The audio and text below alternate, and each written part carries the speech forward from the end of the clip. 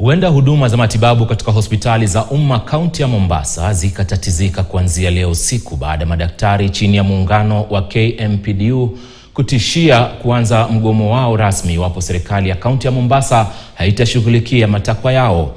Wakizungumza jijini Mombasa, madaktari hao wamelalamikia kile ambacho wanadai kuwa ni kunyanyaswa na mwajiri wao, wakisema licha ya kuingia katika makubaliano ya kurejea kazini takriban miaka 6 iliyopita, hakuna hatua madhubuti zilizochukuliwa kushughulikia masuala yao.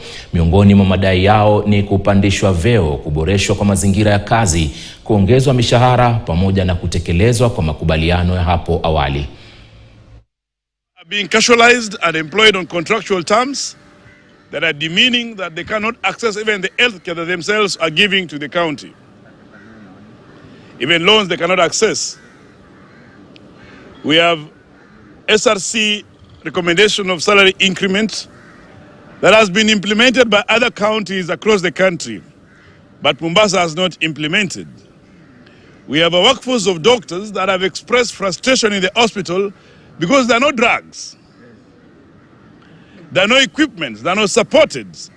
And this is coming out of privatization of Coast General Hospital, where the county is not allocating money to the hospital and there's no any exchequer from it.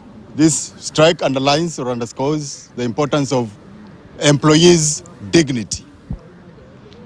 The people behind me who serve you as your doctors have been casualized to an extent that the chief of the county will summon them to a closed meeting and lecture them. That we are demanding respect, dignity, and fair treatment as workers of this county.